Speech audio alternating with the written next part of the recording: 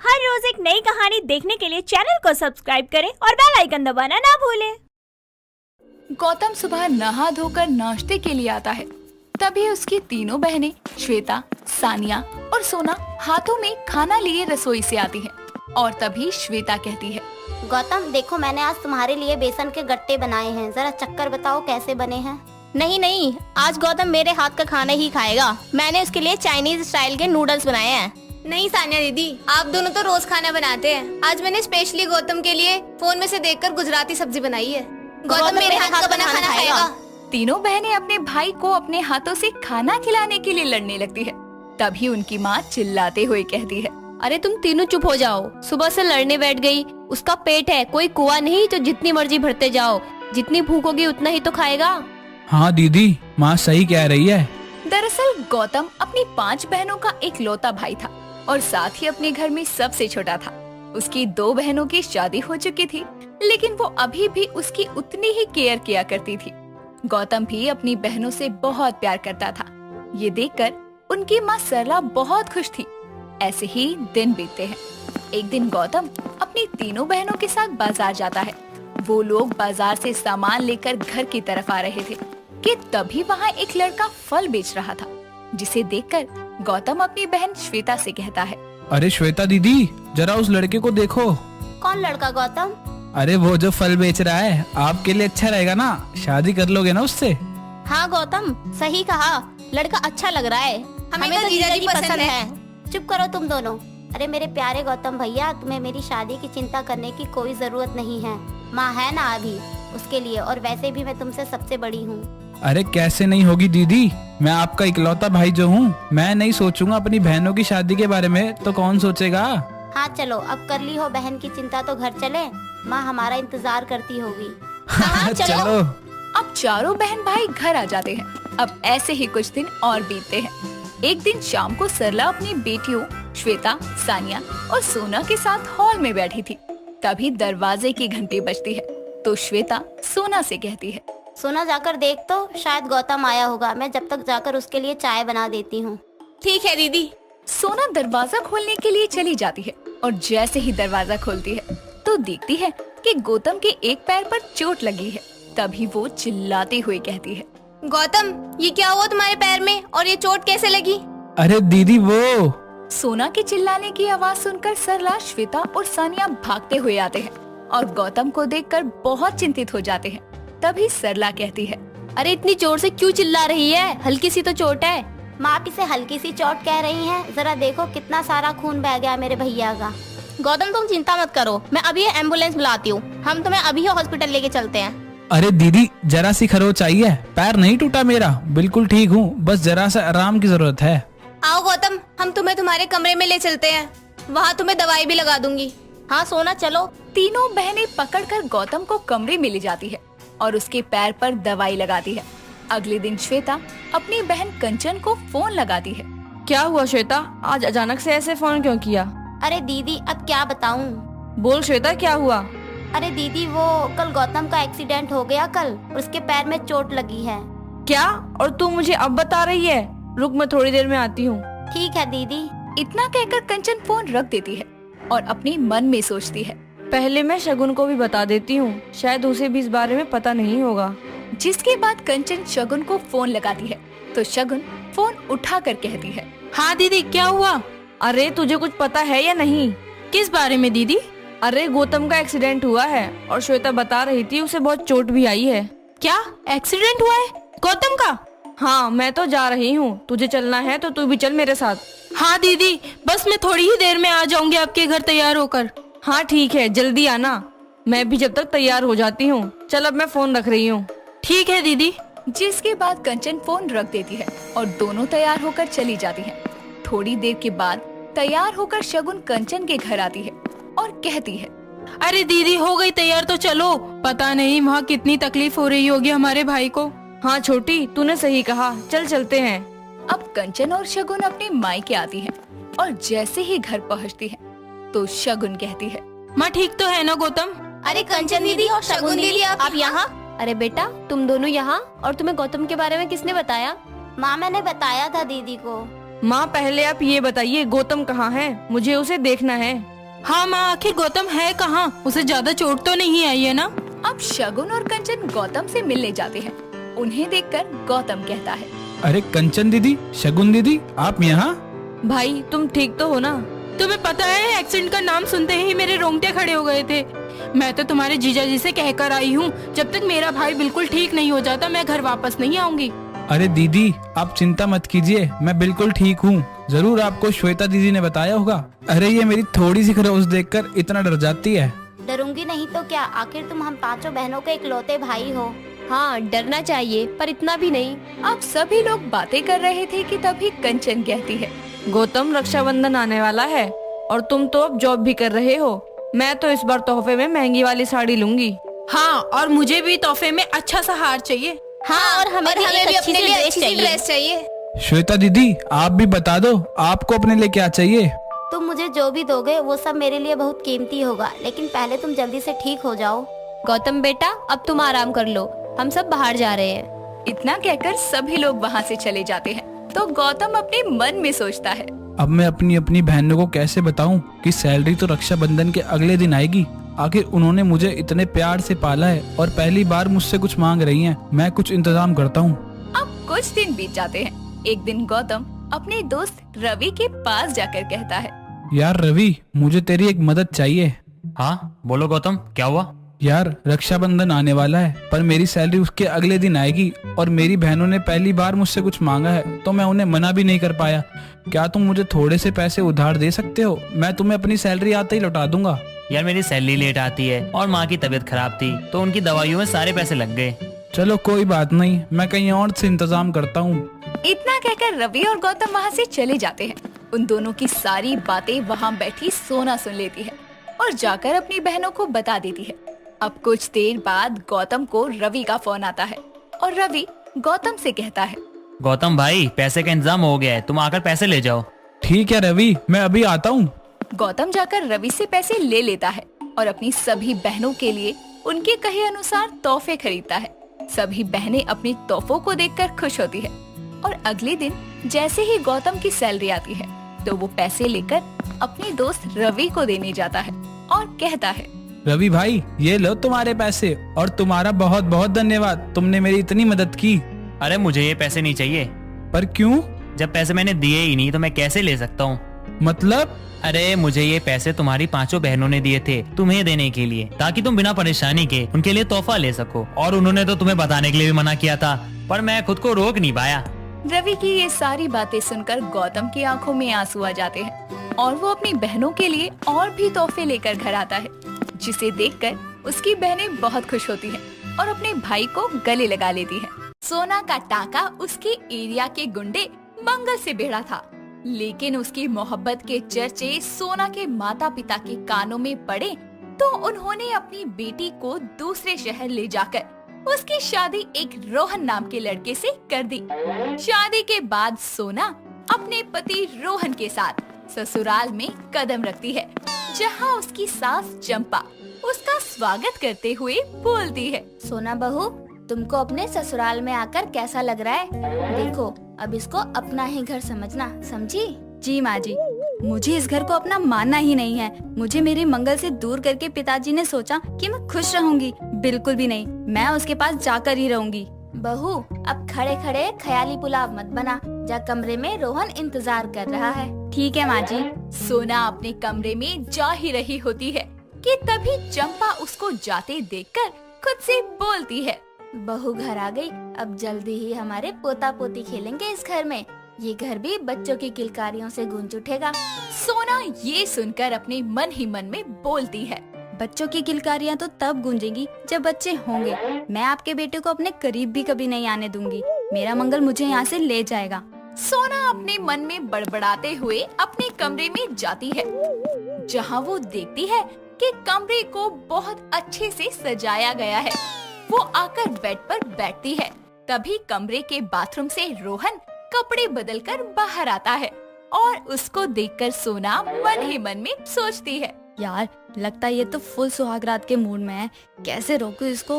नहीं सोना, डर मत, तेरे मंगल के सिवा तुझे कोई हाथ नहीं लगा सकता। इसको जैसे मर्जी रो। रोहन बिस्तर पर बैठी सोना की तरफ बढ़ ही रहा होता है कि तभी सोना जोर जोर से रोने लगती है। ये देखकर रोहन भागकर उसके पास जाता है और उसका हाथ पकड़ते हुए बोलता है, क्या हुआ सोना, तुम रो क्यों रही हो? वो मेरे पेट और सर में बहुत दर्द हो रहा है, मेरे से बताया भी नहीं जा रहा। अच्छा रुको, मैं तुम्हारे लिए दवाई लेकर आता हूँ। दवाई खाकर अभी तुम्हारा सर दर्द ठीक हो जाएगा। नहीं नहीं, दवाई की कोई जरूरत नहीं है, मैं सो जाऊंगी तो सब ठीक हो जाएगा। आराम मिलता है मुझे सोने से। ऐसा है तो सो जाओ आराम से। सोना पेट दर्द और सर दर्द का बहाना बनाकर सो जाती है और रोहन भी अपनी शादी की पहली रात को बीवी की फिक्र करके सो जाता है। कुछ दिन ऐसे ही गुजरते हैं। सोना रोज कोई न कोई बहाना बनाकर रोहन को करीब आने से रोक देती और रोहन को भी सोना से एक तरफा इश्क हो गया था, इसीलिए वो उसे कोई जबरदस्ती नहीं करता, ना ही कोई सवाल करता। यहाँ तक कि वो उसको एक नया फोन भी गिफ्ट करता है ताकि वो उसको दिन में कॉल कर सके। ऐसे ही एक सुबह सोना चंपा के साथ रसोई में मिलकर नाश्ता बना रही होती है। तभी रोहन सोना को आवाज लगाकर बोलता है, सोना जी, मेरा लंच तैयार कर दो।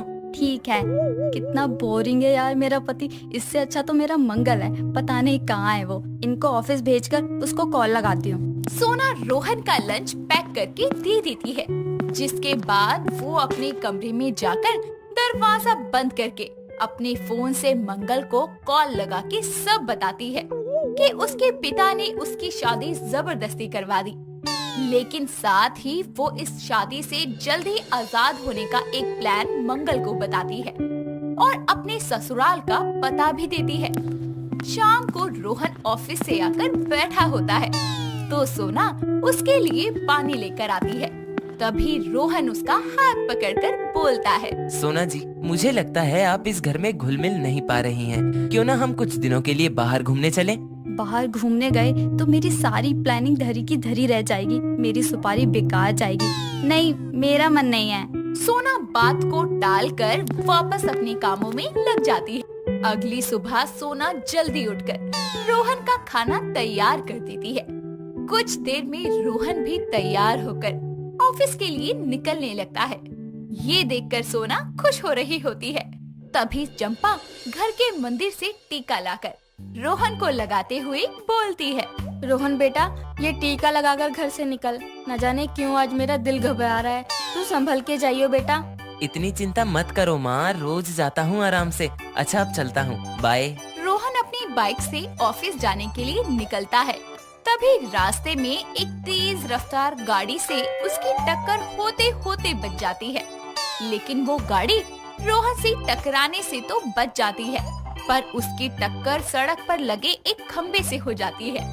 रोहन जल्दी से उस गाड़ी के पास जाता है तो गाड़ी वाला बंदा टकराने के कारण बेहोश हो जाता है। रोहन एम्बुलेंस को कॉल कर देता है, लेकिन तभी उसको कार के पास उस आदमी का पर्स मिलता है, जिसको खोलकर देखते ही रोहन हैरान हो जाता है, लेकिन फिर उस पर्स को वो वापस गाड़ी में डालकर अपने काम के लिए निकल जाता है। शाम को उसके घर आने पर सोना बड़ी हैरानी से बोलती है, आप आ गए? क्यों, नहीं आना चाहिए था क्या? मेरा मतलब वो नहीं है, मतलब। सोना आगे कुछ सफाई देती, तभी चंपा आती है और अपने बेटे को गले लगाकर बोलती है, आ गया तू बेटा? पता नहीं आज जब से तू गया था ना, न जाने क्यों दिल इतना बेचैन था, लेकिन अब तुझे सही सलामत देखकर दिल को सुकून मिल गया। जिसके पास आपकी जैसी माँ हो उसको कुछ हो सकता है। चंपा और रोहन बातें करने लगते हैं, लेकिन सोना रोहन को घर सही सलामत देखकर गुस्से से भरी अपने कमरे में जाती है और मंगल को कॉल करके बोलती है, मैंने कहा था तुमको कि आज मेरे पति को मार देना, क्या फायदा अपने पति की सुपारी देने का। एक गुंडे होगा तुमसे ये काम नहीं हुआ, क्या गुंडे बने होगे तुम। अरे सोना बेबी, आज उसकी किस्मत काम कर गई और उसकी जगह मेरा एक्सीडेंट हो गया। शुक्र है मैंने सीट बेल्ट लगाई थी, बच गया मैं, ज्यादा चोट नहीं आई, वरना तो आज तेरे मंगल का राम नाम सत्य था। तुम ठीक तो हो ना? हाँ मैं तो ठीक हूँ, तू चिंता मत कर, मैं जल्द ही कोई दूसरा प्लान बनाता हूँ तेरे पति को ठोकने का। सोना जैसे ही मंगल का कॉल कट करती है तो रोहन दरवाजे पर खड़ा होकर बोलता है। बाहर आना, कुछ बात करनी है। सोना डर जाती है कि कहीं रोहन को पता तो नहीं चल गया, लेकिन बाहर एक और लड़की आई हुई होती है और रोहन सोना के आने पर अपनी माँ और सोना को उस लड़की के बारे में बताते हुए बोलता है। माँ, ये इंश्योरेंस एजेंट है नैना और मेरी दोस्त भी। वो आज मेरा एक्सीडेंट होते होते बचा। तो क्या तेरा एक्सीडेंट होने वाला था? तुझे कुछ हुआ तो नहीं ना मेरे बच्चे? माँ, कुछ नहीं हुआ। पहले मेरी बात सुनो। आज के एक्सीडेंट के बाद से मुझे लगता है जिंदगी का कोई भरोसा नहीं है, इसीलिए मैंने अपना लाइफ इंश्योरेंस करवा लिया है और इसकी नॉमिनी आप दोनों हो। अगर मुझे कुछ होता है तो इस 1 करोड़ के इंश्योरेंस के 75% पैसे माँ को मिलेंगे और 25% सोना तुमको। बेटा तू ऐसी बातें क्यों कर रहा है? अभी तेरी माँ जिंदा है, मेरे होते तुझे कुछ नहीं होगा। माँ, समय का कोई भरोसा नहीं होता, क्या पता यमराज बैठकर मेरी मौत की तारीख लिख रहे हो। रोहन की बातों से सोना को लगता है कि उसको उस पर शक हो गया है, लेकिन वो इतना ध्यान नहीं देती। तभी उसके फोन पर मंगल का कॉल आता है तो वो अलग जाकर उससे बात करती है। रोहन भी छुपकर सब सुन रहा होता है कि मंगल ने सोना को एक नया प्लान बताया है रोहन को मारने का। वो सुनकर सोना बोलती है, हाँ ठीक है, और अब तो उसने अपना इंश्योरेंस भी करवा लिया है। उसकी मौत के बाद मुझे 25 लाख रुपए मिलेंगे, उसे लेकर हम अपनी नई जिंदगी की शुरुआत करेंगे। ये सब सुनकर रोहन की आंखों में आंसू आ जाते हैं। अगले दिन रोहन जानता था कि उसका बाहर जाना उसकी जिंदगी का आखिरी दिन साबित हो सकता है। फिर भी वो रोज की तरह ऑफिस के लिए निकलता है। उसके जाते ही वो इंश्योरेंस वाली लड़की नैना घर आकर सोना से बोलती है, सोना, ये लो पेपर्स, कल तुमको तुम्हारे 25 लाख मिल जाएंगे रोहन के इंश्योरेंस के। आप ये क्या कह रही हैं? रोहन जी तो ठीक हैं, उनके जीते जी आप ये पेपर्स क्यों देने आई हैं? इतनी भी भोली मत बनो सोना, रोहन मेरा दोस्त है। उसने मुझे सब बताया है कि आज तुमने अपने बॉयफ्रेंड को उसको मारने की सुपारी दी है। उसको तो तुम्हारे धोखे का पता उस एक्सीडेंट वाले दिन ही लग गया था, क्योंकि उस एक्सीडेंट करने वाली कार के पास उसको उस आदमी का पर्स मिला जिसमें तुम्हारी और उसकी फोटो थी। लेकिन वो पागल है तुम्हारे प्यार में, इसलिए खुद को बचाने की जगह उसके मरने के बाद भी तुम चैन से रहो, ये सोचकर उसने ये इंश्योरेंस करवाया है। अपने पति का इतना बड़ा दिल देखकर सोना की आंखों में आंसू थे और वो जल्दी से मंगल को कॉल करके एक्सीडेंट को रुकवाती है और भागते हुए उस जगह पहुंचती है जहां रोहन का एक्सीडेंट होने वाला था। वहां रोहन मंगल की गाड़ी के बिल्कुल सामने खड़ा होता है और सोना को वहां देखकर बोलता है, आ गई तुम? तुम्हारे इस बॉयफ्रेंड ने मुझे मारा क्यों नहीं? रुक क्यों गया ये? अरे एक बार बोल देती तुमको किसी और से प्यार था, मैं खुद तुमको उसके पास छोड़ाता, लेकिन तुमने मुझे मरवाना चाहा, तो यही सही, तुम्हारी खुशी के लिए मैं आज मरने आ गया।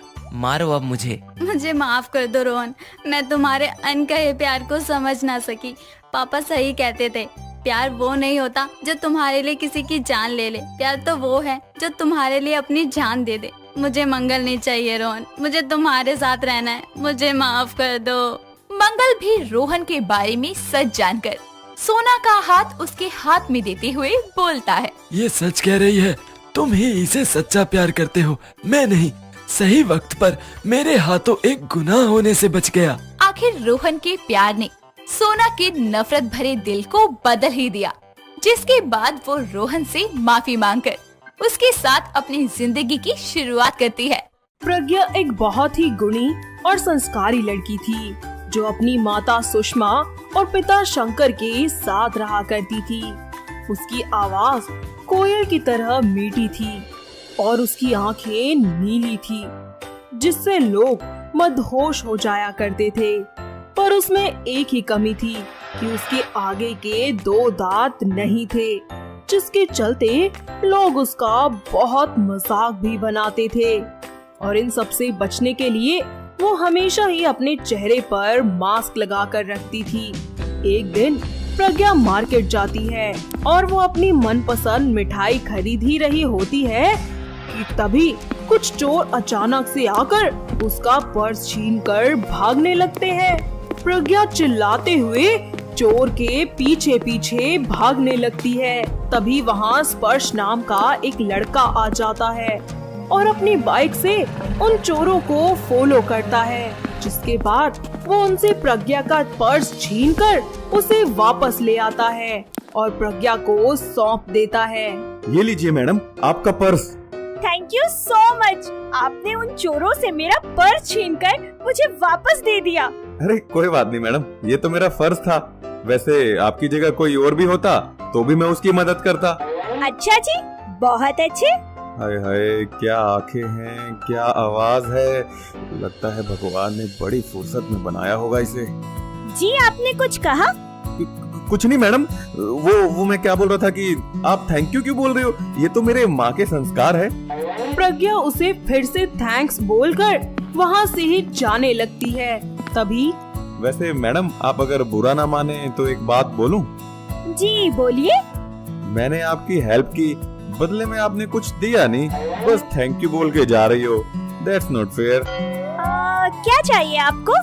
तो कॉफी पर चलो मेरे साथ, इसी बहाने आपसे कुछ बातें भी हो जाएंगी। ठीक है, लेकिन आज नहीं, फिर कभी। अभी मुझे थोड़ा लेट हो रहा है, मुझे जाना है। ओके, जब तुम बोलो।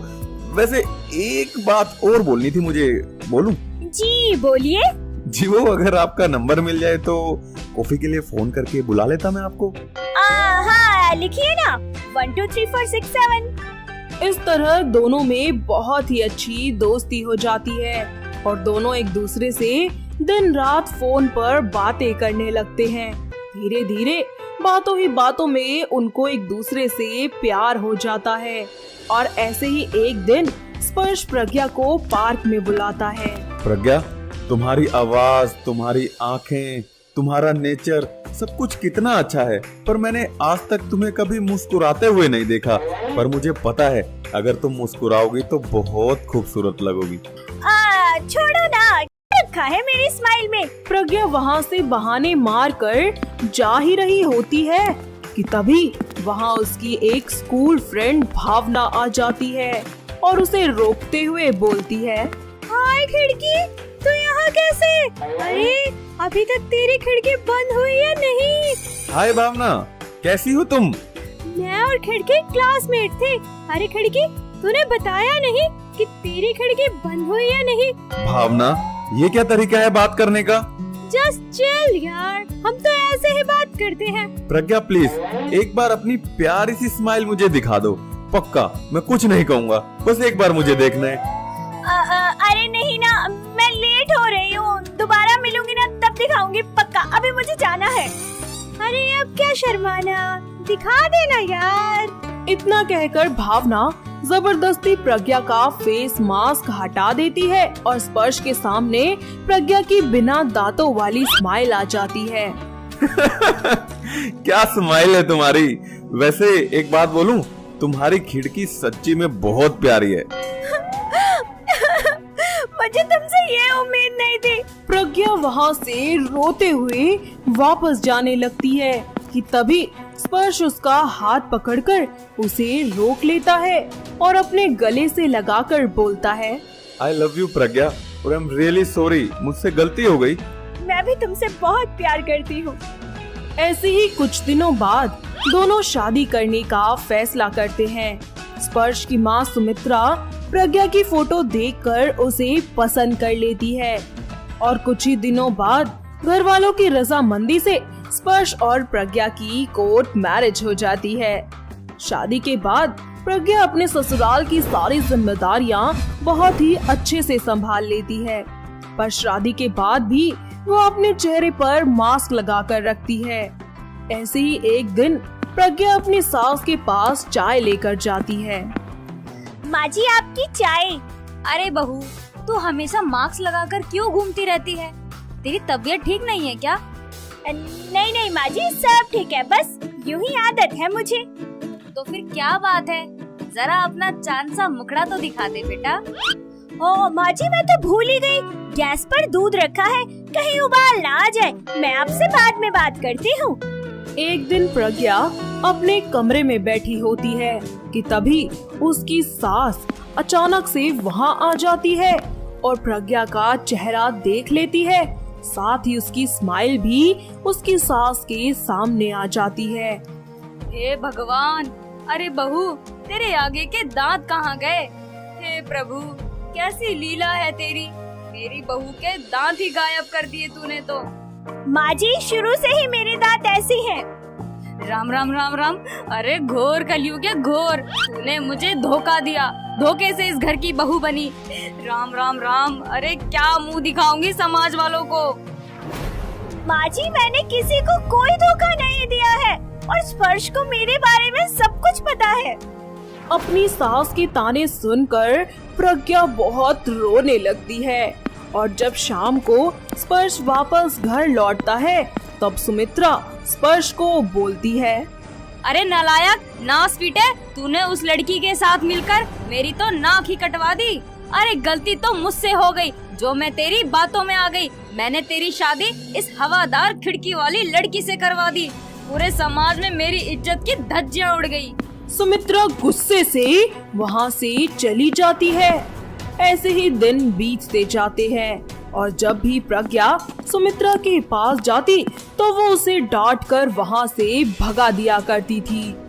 ऐसे ही एक दिन सुमित्रा बाहर जा रही होती है कि अचानक से उसका पैर फिसल जाता है और वो मुंह के बल गिर जाती है, जिसकी वजह से उसका पूरा मुंह खून में लथपथ हो जाता है।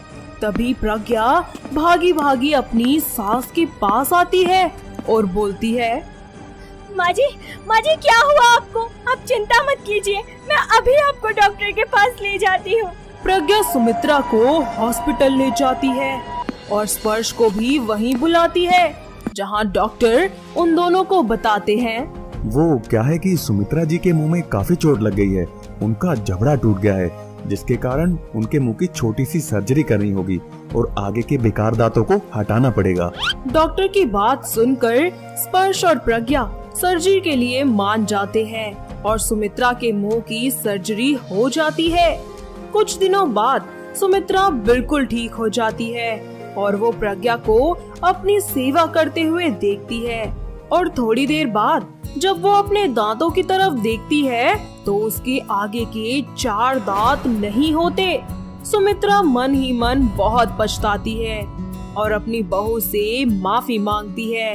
प्रज्ञा भी अपनी सास को माफ कर देती है, जिसके बाद दोनों सास बहू मिलकर खुशी खुशी रहना शुरू कर देते हैं। तो दोस्तों, कैसी लगी आपको हमारी ये खिड़की दांतों वाली बहू की कहानी? क्या आपके घर के आसपास भी है कोई ऐसी बहू जिसके दांतों में यूं ही खिड़की बनी हो? अगर हाँ, तो उसे ये वीडियो दिखाइए और हमें कमेंट करके बताइए। दोस्तों, अगर आपको ये कहानी पसंद आई तो इसे लाइक करें, शेयर करें और कमेंट करके बताएं कि कहानी में आपको सबसे अच्छा क्या लगा।